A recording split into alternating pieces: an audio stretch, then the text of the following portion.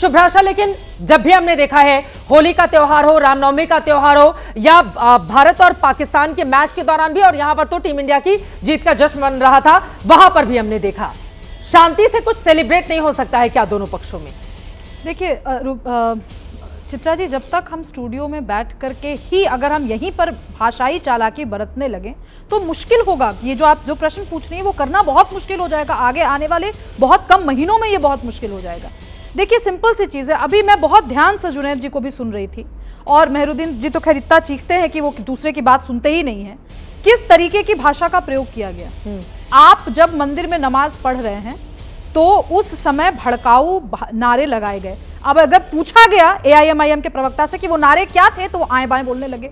आप कहिए ना, भड़काऊ नारे थे ना। इस स्टूडियो में हम आज फैसला करते हैं कि कौन से नारे भड़काऊ थे। आप और हम सब तो प्रबुद्ध लोग बैठे हैं, आप कहिए ना कौन से नारे भड़काऊ थे। नहीं, ये नहीं कहा गया, तो है नहीं। वीडियो एविडेंस दिखाइए सर। ये वाला ऑडियो कहा गया था, ये आप दिखाई नहीं कहा गया था सर। हवा में बातें नहीं सर, दिखाइए। झूठ बोल रही है, हवा में नहीं सर, हवा में नहीं सर, प्लीज वीडियो में दिखाइए। मैं भी वीडियो देख रहा हूँ। हवा में नारे होते हैं। आज जो बोलना मुझे था चित्रा जी, बोलना मुझे आप शायद पूछा, जवाब दे दिया ना। ठीक है, जवाब दिया, ठीक है। ये वाला वीडियो मैंने नहीं देखा है, मैं साफ कर दूं, ये गोली मारो भालो वाला बयान मैंने नहीं देखा है और ये हवा में बातें नहीं होंगी। आपके पास अगर वीडियो है कल का तो आप दिखाइए, पुलिस के पास भी ये वीडियो जाना चाहिए। ठीक है, जितना आया है उतना देखकर तो मैं ही आ रही हूँ, जितना आया है उतना देखकर बदल लिया और धर्मांतरण कर लिया और शुभ्रास्था हो गए हो तो आप ही बोलिए। बोले नहीं बोलेंगे वो, बोलिए। दो तीन चीजें हैं ना, इनसे पूछा गया अब नारे क्या लगाए गए, इन्होंने कहा फैक्ट चेक किया गया वो नारे नहीं लगे, तो कह रहे हैं मैं जहां रहता मैंने नहीं देखे हैं, जितना वीडियो मैं सुनकर आई हूं उसमें नहीं है वो। ठीक है, दूसरी चीज ठीक है, अगर जय श्री राम के नारे लगाए गए, जो जिसकी बात जुनैद जी ने बहुत आसानी से कही कि भाई लगाना नहीं, मैं मुसलमान हूं, मुसलमानों को कहूंगा अल्लाह अकबर नहीं लगाओ, निहित था कि हिंदुओं को भी नहीं जय श्री राम के नारे लगाए जाने चाहिए। एक लिमिट तक मैं उनकी बात मान सकती हूँ कि ठीक है ये बात ठीक कह रहे हैं, जिसका आप भी जिक्र कर रही थी कि भाई क्यों भड़काना भावनाओं को। मेरा ये कहना है कि हमारा समाज यहां तक कैसे पहुंच गया कि रसखान कविताएं लिखा करते थे कृष्ण को लेकर के, हमारा समाज यहां तक कैसे पहुंच गया कि हम अल्लाह अकबर कब कहें और जय श्री राम कब कहें, इसका निर्णय कौन वो दो छुटभैये करने लगे जो पत्थरबाजी करते हैं।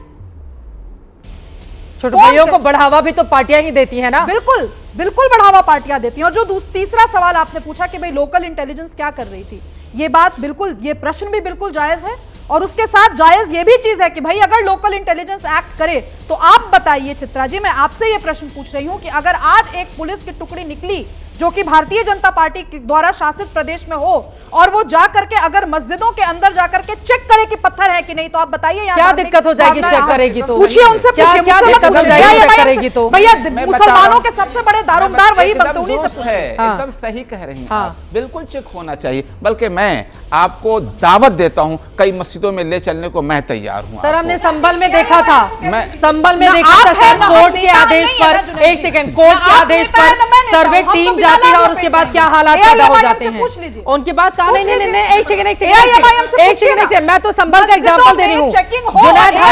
जुनैद हारिस जी वो तो सर्वे करने संभल में एक टीम गई थी ना कोर्ट के आदेश पर, संभल में गई थी सर्वे करने कोर्ट के आदेश पर, और क्या हालात बने थे जुनैद हारिस जी? बता रहा हूं, वो सही बोल रही हैं, वो गलत कहां बोल रही हैं? पहले दिन जो फर्स्ट दिन 19 नवंबर को शायद तारीख थी, उस दिन गए, कुछ ज्यादा नहीं हुआ था। उसके बाद फ्राइडे भी आया, मंगल का रोज था, फिर फ्राइडे भी आया, उस पर कुछ भी नहीं हुआ। फिर 24 को दोबारा जब इतवार को गए और इतवार को जाने के बाद जब टंकी खाली करा रहे थे तो उस वक्त ये एक भ्रांति, एक गलतफहमी, मैं बिल्कुल वही लफ्ज यूज करूंगा, ये गलतफहमी ये हुई कि शायद ये कुछ तोड़ फोड़ अंदर हो रही है। इतनी बड़ी तादाद में पत्थर कहां से आते हैं और वो कौन लोग हैं जिसके अंदर इतनी हिम्मत आती है कि वर्दी वालों के ऊपर पत्थर चलाएं? मैं कह रहा हूं, यही सबसे बड़ा सवाल है। इतनी हिम्मत, हमने तो संभल वाले वीडियोस देखे हैं, इतनी हिम्मत कहां से आती है कि वो यूनिफॉर्म पहने हुए पुलिस वालों पर पत्थरबाजी करें? आपको मैं बता दूं, वहां पर जितने लोग मारे गए थे, आप किसी भी तौर पर उनके साथ सहानुभूति रखती हैं या नहीं? बिल्कुल रखती हूं मैं, मुझे दुख है इस बात का। उन बच्चों को आगे किसने किया इसकी भी जांच होनी चाहिए। वहां के बहुत सारे स्थानीय नेता हैं जो भड़काते हैं, दूसरे के बच्चों को आगे करते हैं और अपना फायदा देखने की कोशिश करते हैं।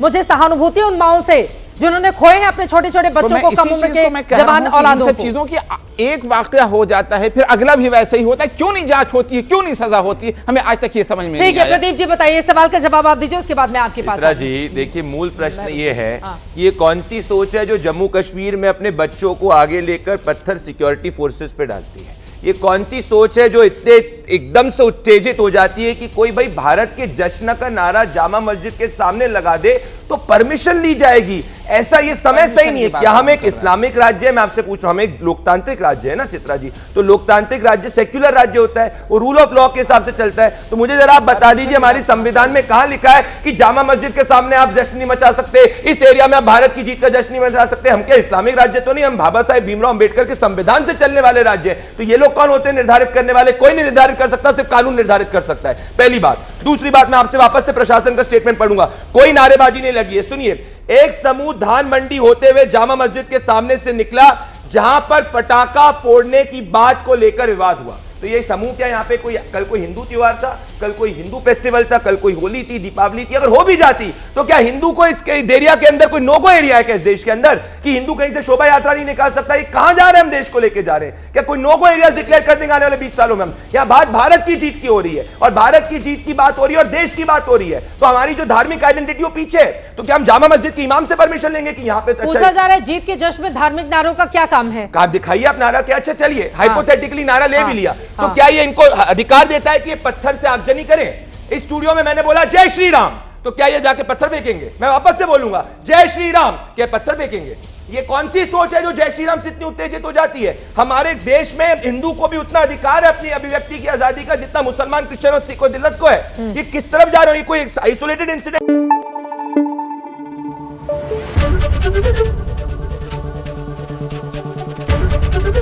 एबीपी न्यूज आपको रखे आगे।